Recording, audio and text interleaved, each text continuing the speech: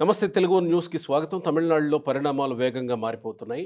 విజయ్ సీఎంగా ప్రమాణ స్వీకారం చెయ్యడానికి అడ్డంకులు తొలిగాయా? లేదా కొత్త అడ్డంకులు వస్తున్నాయా? అనేది అర్థం కాని పరిస్థితి. రెండోసారి గవర్నర్‌ని కలిసినా, రెండోసారి గవర్నర్ ఆఫీస్ నుంచి అదే రెస్పాన్స్. మ్యాజిక్ ఫిగర్ తెచ్చుకోండి, మిమ్మల్ని పిలుస్తామనేది. స్టాలిన్ ఉదయం మేము ప్రభుత్వాన్ని ఏర్పాటు విజయ్‌నే చేయడానికి అవకాశం ఇస్తున్నాం. కానీ మేము మద్దతు ఇవ్వట్లేదు. విజయ్ ఏం చేస్తాడో చేసుకోనివ్వండి. మేము ఇప్పట్లో డిస్టర్బ్ చేయదలుచుకోలేదు అని స్టాలిన్ చెప్పిన తర్వాత ఇంకేముంది దాదాపుగా అయిపోతదేమో అంటే ఒక స్టాలిన్ ప్రకటనని కాదు గానీ, మిగతా చిన్న చితక పార్టీలోళ్ళన్నా కలిసి వస్తారేమో, అయిపోతదేమో అని అనుకున్నారు. ఆ విషయం స్పష్టత వచ్చి మాకు మద్దతు ఇచ్చేవాళ్ళు ఇంతమంది అని విజయ్ స్పష్టంగా గవర్నర్ వద్దకు తీసుకెళ్ళలేకపోయాడు ఇప్పటివరకు. ఇప్పటి నుంచైనా ఏం జరగబోతది? వివి రావు గారు సీనియర్ జర్నలిస్ట్ మనతో జాయిన్ అవుతున్నారు. నమస్కారం రావు గారు. నమస్తే. రావు గారు, నా నా ఫస్ట్ క్వశ్చన్ ఏంటంటే, నిన్న వెళ్ళాడు విజయ్. నిన్న గవర్నర్ మ్యాజిక్ ఫిగర్ లేదు కదా అని అన్నాడు. ఈరోజు ప్రమాణ స్వీకారం ఆగిపోయింది. ఈరోజు వెళ్ళాడు. ఈరోజు అదే మాట. నిన్న వెళ్ళిన వాడు ఈరోజు మ్యాజిక్ ఫిగర్‌తో వెళ్ళాలి విజయ్. కానీ మ్యాజిక్ ఫిగర్ లేకుండానే ఈరోజు కూడా మళ్ళీ అదే 112ని పట్టుకొని వెళ్ళాడు. కాంగ్రెస్ దీంతోటి.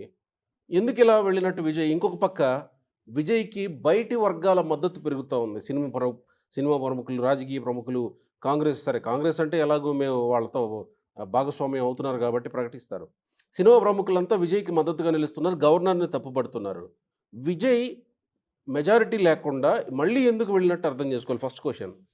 అంటే జనరల్‌గా ఏంటంటే ఒక పార్టీ అధికారంలోకి వచ్చే ముందు అంటే అధికారం కైవసం చేసుకునే ముందు ఎన్నికల్లో విజయం సాధించిన తర్వాత మెజారిటీ స్థానాలు వచ్చిన తర్వాత ఆ పార్టీ శాసనసభాపక్ష సమావేశం అయ్యి వాళ్ళ నాయకుడిని ఎన్నుకోవాలి. అవును గదా! నాయకుడిని ఎన్నుకున్న తర్వాత ఆ పార్టీలో ఇద్దరో ముగ్గురో ముఖ్యులో లేకపోతే లీగల్ అడ్వైజర్సో కలిసి గవర్నర్ దగ్గరికి వెళ్ళి ఇగో మా పార్టీ తరఫున ఇంతమంది ఎమ్మెల్యేలు మేము గెలిచాము, మా పార్టీ శాసనసభాపక్ష నాయకుడిగా ఇతన్ని ఎన్నుకున్నామని దానికి సంబంధించిన ఒక తీర్మానం అక్కడ ఇచ్చొస్తారు. ఇచ్చొచ్చిన తర్వాత వాటిని పరిశీలించుకొని గవర్నరు వీళ్ళకి మెజారిటీ ఉందా లేదా అని చూసుకొని, ఏది ఎలక్షన్ కమిషన్ ఇచ్చిన లిస్టు ఇది చూసుకొని అతన్ని పిలుస్తాడు ప్రభుత్వం ఏర్పాటు చేయమని. నిన్న విజయ్ చేసింది ఏంటంటే, విజయ్ కూడా వెళ్ళాడు దానికి. హ్మ్. విజయ్ కూడా వెళ్ళాడు. వెళ్ళి అతను ఏం చేశాడు, ఈ లిస్ట్ ఇచ్చి నన్ను నన్ను పిలవండి అన్నాడు. అతను పిలవడం కాదుగా, పరిశీలించాలి కదా ముందు గవర్నర్.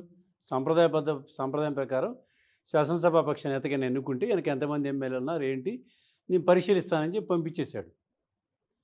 అంటే దాని ఇండికేషన్ ఏంటంటే మెజారిటీ లేరు అనేది చెప్పకుండానే మీరు ఇచ్చారు కదా పరిశీలిస్తానని చెప్పేశాడు. ఓకే. దాంతోటి ఇతను ఏం చేశాడంటే విజయ్, నాకు మెజారిటీ వచ్చింది కాబట్టి 7వ తారీఖు ముహూర్తం బాగుంది కాబట్టి నేను ప్రమాణ స్వీకారం చేస్తానని చెప్పేసుకున్నాడు ఆయన. ముహూర్తం చెప్పేశాడు. ఈ ముహూర్తం ఎప్పుడైతే చెప్పాడో ఈ తతంగం అంతా జరగకముందే ఏర్పాట్లు మొదలుపెట్టేశారు. ఇదే స్టేడియంలో, నెహ్రూ ఇండియా స్టేడియంలో. అయితే ఇవన్నీ ప్రభుత్వం, గవర్నర్ ఆఫీసు, ప్రభుత్వం చీఫ్ సెక్రటరీ ద్వారానే నడుస్తాయి. అయితే ఈ మధ్య ఈ నేపథ్యంలోనే బీజేపీ అధిష్టానం అంటే కేంద్ర ప్రభుత్వం యొక్క సూచనల మేరకే గవర్నర్ ఆపాడు అనేది ఇప్పుడు మనకి వినిపిస్తున్నటువంటి ఇది. నిన్నటి అంటే మెజారిటీ లేనిది గతంలో ఉన్న సాంప్రదాయాలు ఏంటంటే బిగ్గెస్ట్ పార్టీ, లార్జెస్ట్ పార్టీ అంటే ఉద్దేశపూర్వకంగా గవర్నర్ ఆపాడు. నిన్నటిది. ఇవాళ అతను అఫీషియల్గా ఎవరు విజయ్ అఫీషియల్గా వెళ్ళి నన్ను ప్రమాణ స్వీకారానికి పిలవండి, నాకు ఇంతమంది ఎమ్మెల్యేలు ఉన్నారు, నేను అసెంబ్లీలో ప్రూవ్ చేసుకుంటాను అని చెప్పి ఇవాళ అఫీషియల్గా చెప్పాడు. దానికి అనుగుణంగానే గవర్నర్ ఆఫీస్ వాళ్ళు వాళ్ళకు ప్రకటన రిలీజ్ చేశారు. నిన్న చెప్పలా గవర్నర్ ఆఫీస్ వాళ్ళు ఏమి. ఓకే. అధికారికంగా ఇవాళ ప్రకటన చేశారు. విజయ్ వచ్చాడు, కలిశాడు గవర్నర్ గారిని. అయితే అతన్ని సంఖ్య సరిపోయిన సంఖ్య లేదు, ఆ సంఖ్యను ఇది చేసుకున్న చూపించిన తర్వాత ప్రమాణ స్వీకారానికి పిలుస్తామని గవర్నర్ చెప్పారు అని వాళ్ళు ప్రకటన రిలీజ్ చేశారు. అంటే నిన్న దాన్ని అఫీషియల్గా తీసుకోలే వాళ్ళు. ఓకే. ఇవాళ వెళ్ళి కలిసిందని అఫీషియల్గా తీసుకున్నారు. నిన్న ఎందుకు వెళ్ళినట్టు విజయ్? ఇన్మెచ్యూరిటీ. జనరల్గా ఏంటంటే శాసనసభాపక్ష నేతను ఎన్నుకున్నారని చెప్పాలి. చెప్పిన తర్వాత గవర్నర్ పిలిస్తే వెళ్ళాలి. నిన్న గవర్నర్ పిలవలే వీళ్ళని. వీళ్ళే గవర్నర్ అపాయింట్మెంట్ తీసుకున్నారు ఇది ఇవ్వడానికి. ఓకే. నిన్నటి నుంచి కూడా గవర్నర్ కలుస్తాడు. గవర్నర్ పిలవలే ఆయన్ని. జనరల్గా మెజారిటీ ఉంటే గవర్నర్ పిలుస్తాడు. ఉమ్, ఎవరైతే శాసనసభ పక్ష నేతలు ఎన్నికయ్యారో ఉమ్, మీరు ప్రభుత్వాన్ని ఏర్పాటు చేయండి ఉమ్, అని చెప్పేసి పిలవాలి. ఉమ్, అలా పిలవలే గవర్నరు. ఉమ్. ఇతనే వెళ్ళి కలిశాడు. ఒక రకంగా 2 సార్లు విజయ్ వెళ్ళినా కూడా గవర్నర్ అవకాశం ఇవ్వకపోవడం అని అంటే, ఒక రకంగా విజయ్ సానుభూతితో పాటు గవర్నర్‌ని ఒక రకంగా గవర్నర్ ఇలా జేస్తాడా అని చెప్పి సమాజంలో నిలబెట్టినట్టు అయిందేమో కదా ఇది? అవును. అది ఒక రకంగా హ్మ్. అతను ఇమ్మెచ్యూరిటీయా లేకపోతే ప్లానింగ్ ప్రకారం చేశాడా, ఏం చేశాడనేది గానీ విజయ్‌కి సింపతి పెరిగింది రాష్ట్రంలో. హ్మ్. మొన్నటి వరకు ఓటర్ల సింపతి వచ్చింది. హ్మ్. ఇప్పుడు ఓటర్లది కాదు, హ్మ్. ప్రముఖులది కూడా. ఇది సినిమా ప్రముఖులు ప్రతి వాళ్ళు ఇవాళ ప్రకటనలు చేస్తున్నారు. హ్మ్. ప్రతి పార్టీకి ఇవాళ ప్రకటన చేస్తుంది. అందరూ కూడా ప్రకటనలు చేస్తున్నారు. హ్మ్. నేషనల్ వైడ్‌గా కూడా. ఒక సమ్మతి వచ్చేసింది. అరే! గవర్నర్ వైఖరిని హ్మ్. నిరసిస్తూ సింపతి ఈయనకి గెయిన్ చేయగలిగాడు. హ్మ్. అంటే ఇవాళ ఏమన్నా ఇది జరిగిన ఇది నిన్నటికి ఇవాళకి ఉన్నటువంటి పరిణామం. హ్మ్. నిన్ననేమో ఇతనే ఎళ్లి కలిసాడు. హ్మ్. ఇవాళ మళ్ళీ నన్ను ముఖ్యమంత్రిని చేయండి. నాకు ఇంతమంది ఉన్నారు. నేను ఫ్లోర్‌లో చూపించుకుంటానని చెప్పాడు. హ్మ్. చెప్తే ఆయన చెప్పింది ఏంటంటే మెజారిటీ లేదు కాబట్టి మీరు మెజారిటీ సభ్యులను చూపిస్తే ఆ రోజు మిమ్మల్ని పిలుస్తాను. మీరు కాదంటేనే వేరే వాళ్ళని పిలుస్తానని చెప్పి పంపించేసాడు ఇవాళ. మరిప్పుడు విజయ్ ముందున్న కీలకమైనటువంటి ఆప్షన్స్ ఏంటి? విజయ్ అంటే వాళ్ళు నిన్న జరిగిన పరిణామాలు ప్రమాణ స్వీకారం ఆగడంతోటే హ్మ్. టీవీకే పార్టీ వాళ్ళు అలర్ట్ అయ్యారు. నిన్నటికి వాళ్ళకి వాళ్ళ పురోగతి కనిపిస్తుంది మనకి. నిన్నటికి వాళ్ళకి ఆ పార్టీలో వాళ్ళు అనుసరించేటువంటి వ్యూహాల్లో, వైఖరిలో కొంచెం పురోగతి కనిపిస్తుంది. నిన్నేం చేశారు, ఏఐడీఎంకే నుంచి ఒక 10 మంది, 15 మంది ఎమ్మెల్యేలు మద్దతు ఇవ్వడానికి సుముఖత వ్యక్తం చేశారు. హ్మ్. ఎందుకంటే అక్కడి నుంచి వచ్చిన సెంగోటి అని ఉన్నాడు ఇక్కడ ఈ పార్టీలో, విజయం దగ్గర. టీవీకేలో. టీవీకి అతనే సీనియర్ మోస్ట్. హ్మ్. దాదాపు ఇప్పటికి 9 సార్లు, 10 సార్లు 10 ఎం సార్లు. 10 సార్లు హ్మ్. ఎమ్మెల్యే గెలిచినటువంటి అనుభవం ఉంది ఆయనకి. హ్మ్. గతంలో మంత్రిగా చేసినట్టు అనుభవం ఉంది. అన్నీ ఉన్నాయి. ఆయన దీంతోటి ఒక 10, 15 మంది ఎమ్మెల్యేలు రావడానికి సిద్ధమయ్యారు. హ్మ్. అయితే విజయన్ దాన్ని ఒప్పుకోలే. విజయ్ దాన్ని అంగీకరించలే. మనం బీజేపీ విధానాల్ని, డీఎంకే ప్రభుత్వ వైఖరిని నిరసిస్తూ మనం ఎన్నికలకు పోయాం. ఇవాళ ప్రభుత్వాన్ని ఏర్పాటు చేయడానికి వాళ్ళని పిలుచుకొని మనం చేసుకుంటే, మనం జనంలో ఇదవుతాము. మనం కరెక్ట్ కాదని చెప్పేసి విజయ దాన్ని వ్యతిరేకించాడు. హ్మ్. ప్రభుత్వం ఏర్పాటు చేసిన తర్వాత చూద్దాం ఆ పరిస్థితి. ఇప్పుడైతే అక్కర్లేదని చెప్పేసి ఆపేశాడు. హ్మ్. దాంతోటి ఈయన సంఖ్య తక్కువైంది. రెండోది ఏంటంటే, ఈ డీఎంకే నుంచి కాంగ్రెస్ డీఎంకేతో మాట్లాడకుండా, ఏం చేయకుండా వచ్చి వాళ్ళకి మద్దతు ప్రకటించింది. హ్మ్. అంటే కాంగ్రెస్ పార్టీ వైఖరి ఏంటంటే, అవకాశం వస్తే వదులుకోవద్దు మనం. ఆ హ్మ్. అవకాశాన్ని త్వరగా అందిపుచ్చుకోవాలి. హ్మ్. బీజేపీ వాళ్ళు ఎంటర్ కాకముందే మనం ఎంటర్ మరి ఖర్చు బీజేపీ చేయాలి. వాళ్ళని వద్దనుకున్నాడు. కాంగ్రెస్ వాళ్ళని ఎందుకు వద్దనుకోలేదు విజయ్? కాంగ్రెస్‌కి వద్దు. బీజేపీ మద్దతు విధానాలకు వ్యతిరేకంగా ఉంటానని చెప్పుకొచ్చిండు ఆయన. హ్మ్. కాంగ్రెస్‌ని సెక్యులర్ పార్టీగానే చూస్తుండగా. డీఎంకే కూటమిని గూడా వ్యతిరేకించాడు గదా! విజయ్. డీఎంకే పాలన వ్యతిరేకించాడు. హ్మ్. డీఎంకే అవినీతి అక్రమాలను వ్యతిరేకించాడు. హ్మ్. అంటే విజయ్ ఆహ్, విజయ్ తీసుకునే నిర్ణయాలలో ముందు ఒక మాట అన్నారు మీరు ఇమ్మెచ్యూరిటీ అని. ఇక్కడ కూడా ఏమన్నా కాంగ్రెస్‌ని ఆహ్వానించి ఏఐడీఎంకేని వద్దు అనడంలో ఏమన్నా ఇక్కడ కూడా ఏమన్నా ఇమ్మెచ్యూరిటీ ఉందా? అంటే అది అస్పష్టత వైఖరి కనిపిస్తుందండి. అతను అంటే విజయ్ అడుగులేసే అనుభవలేమి? అడుగులు తడబాటున్నాయి అతనియి. హ్మ్. హ్మ్. హ్మ్. తడబడుతున్నాడు అడుగులేయడంలో. హ్మ్. హ్మ్. అతను ఇప్పుడు మెజారిటీ వచ్చిందండి. హ్మ్. ఏం తెల్లారి ప్రమాణ స్వీకారం చేయకపోతే 2 రోజులు ఆగొచ్చు కదా! అవును. 2 రోజులు ఆగి అతను పరిశీలించుకొని, హ్మ్. మనకు తక్కువొచ్చినాయి, హ్మ్. ఎవరి నుంచి తీసుకోవాలి, ఎవరిని అప్రోచ్ కావాలి, తక్కువొచ్చినాయి గాబట్టే తొందరపడ్డారేమో గదా! తొ తొందర ఇంకొకళ్ళు లేరుగా పక్కన నీకు పోటీగా. డీఎంకే ఉందిగా. ఏంది 73 వాళ్ళంతా కలిసి. 73 ఎన్ని సార్లు అంటే ఒక రకంగా ఆహా! గంపుగుత్త నీకు ఒక టీమ్ వెళ్ళిపోతే అసలు నీకు గవర్నర్ పిలవకముందే, హ్మ్. నీ పరిస్థితి చెప్పకముందే, హ్మ్. నువ్వు శాసనసభ పక్ష నేతపై గవర్నర్ కలవకముందే, నువ్వు ప్రభుత్వం ఏర్పాటుకి అన్నిటికి ఏర్పాట్లు చేసుకొని అంత హడావుడి చేయాల్సిన అవసరం లేదు. హ్మ్.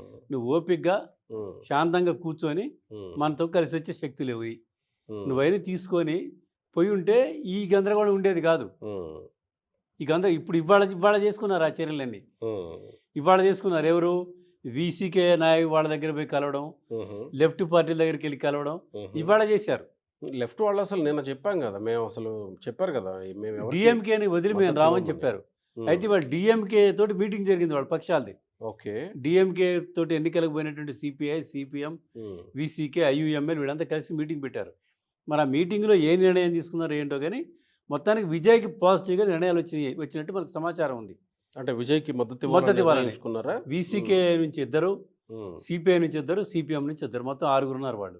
అవసరమైంది కూడా 6 కదా ఇక్కడ. అందుకనే ఆ 6 హ్మ్. మద్దతిచ్చే పరిస్థితి కనిపిస్తుంది. సో ఈ 6 ప్లస్ డీఎండీకే నుంచి ఇంకెవరు లేరు. ఒకళ్ళు ఇచ్చే ఆమె అవకాశం. కూడా ఇచ్చే పరిస్థితి రేపు ఏముంటో తెలియదు. ఇప్పటికైతే ఆమె ఏం రెస్పాండ్ అవ్వాల. హుహు. ఐయూఎంఎల్ వాళ్ళు చెప్పేశారు మేము ఇవ్వమని. హుహు.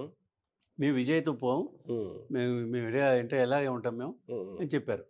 అయితే నేను అనుకోవటం ఈ రాజ్యాంగ సంక్షోభం ఏర్పడటం, మళ్ళీ ఎన్నికల పరిస్థితి తీసుకుపోవటం, ఈ నిందలన్నీ మనం మోయడం, ఇది మంచిది కాదు అని చెప్పేసి డీఎంకే కూటమిలో ఒక చర్చ జరిగినట్టు మనకున్న సమాచారం. ఓకే. ఇది సమాచారం.